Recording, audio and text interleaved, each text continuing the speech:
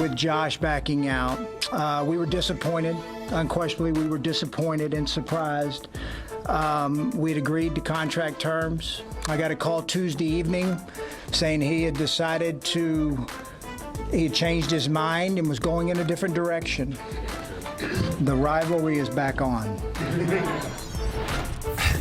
That's our buddy Chris Ballard, the Colts GM, after being jilted by Josh McDaniels after Super Bowl 52. And the Colts' attitude at the time, Ballard's attitude was, hey, I'd rather find out now than after he's been here for a year. That's right. What if Josh McDaniels had ultimately honored his commitment to take that job, shown up in Indy, been the coach of the Colts? What would the Colts have done last year? What would your views on the Colts be as of right now as a viable NFL franchise? You know, I don't know if they would be a whole lot different than where they are, really. I mean, I really, again, I'm a huge Josh McDaniels fan. I mean, I think he's one of the best offensive minds in the sport the last 10, 12 years in football. So, I respect him so much that way to where, yeah, I think with, some of the pieces they have in place with that offensive line and his system, yes, different than Frank Reich, certainly. But, I mean, we know every bit as effective and has answers for everything and creative as can be. So I think if, like, Josh McDaniels, from the what-if aspect for the Colts, I think the results would have been very similar. I think we saw a team that's probably in the wild card game, and who knows what happens there. What do you feel there, Mike? I mean, the big question with me is what happens to Frank Reich if we go the what-if part of this? And that's where I'm interested to hear that too. Frank Reich wasn't even on anyone's radar screen as a head coaching candidate for last cycle. He wasn't interviewed. He wasn't considered by the Colts. This is the ultimate, holy crap, what do we do? Our guy backed out. Hey, how about the offensive coordinator from the team that actually won the Super Bowl? How about that guy? Yeah. And I don't know what would have happened last year. Would the Eagles have been good enough last year to inject Frank Reich into that discussion for a guy who should be a head coach? Would he have a team of his own right now? I don't know. I feel like he would, again, just because of the whole, again, this is not a young guy, but he's not an old guy by any stretch of the imagination, but the offensive guru, quarterback whisperer factor. Hey, Chris. You know where Frank Reich would have been very intriguing? Green Bay Packers. Yes. I think that's where he would have been. That's where I was going with this. I mean, I think that's what the what-if factor is that jumped out to me. I think if you made me just look at a crystal ball and go, okay, Josh McDaniels went to Indianapolis. Colts are good. Everything's great. Frank Reich had to stay in Philadelphia one more year. We're going to rave about the job he did with Carson Wentz, and, Wentz got hurt, and, man, Foles was ready to go again, and we'll rave about that.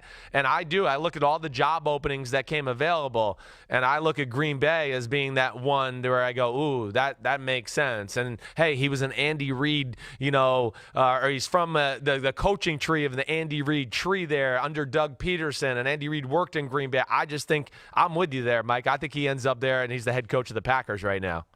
And I also think that as a career backup quarterback, and he did have his moments, he was the guy who was on the field for one of the greatest comebacks we will ever see in football. The Bills win over the Oilers in the playoffs 26 years ago now.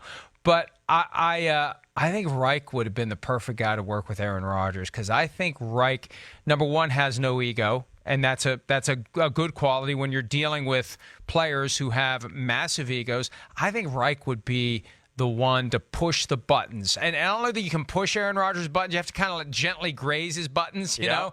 He can't know that his buttons are being pushed. He's smart enough to know when.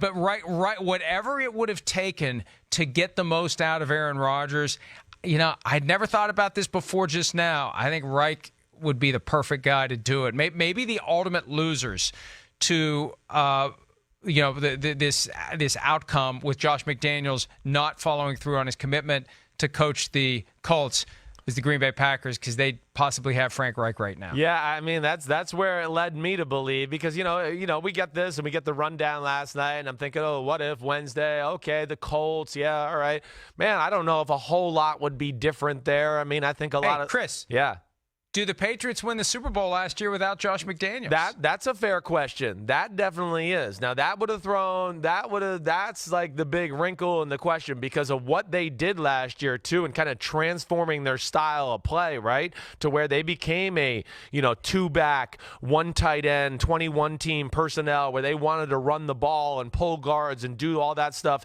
and be creative that way to where, I don't know if a new OC in New England would have came in and implemented that type of game plan and would be able to coach the different style of play quite to the abilities Josh McDaniels has. I mean, that's why Josh is so valued in New England. He's like an extension of Belichick, and that's a big question there, Mike. I mean, I don't know if I feel confident in saying they would definitely be at the Super Bowl if Josh McDaniels wasn't there.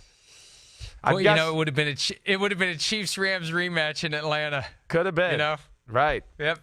And look. Not that Super Bowl 53 was boring, because no Super Bowl is truly boring, but as Super Bowls go, it was boring. This one was boring. Yeah. Would have been a little bit different maybe if it would have been Chiefs and Rams, and I think that's what it would have been if McDaniels had stayed in Indy. Hi, I'm Mike Tirico, and thanks for watching. Make sure to hit subscribe for the latest news and highlights from NBC Sports.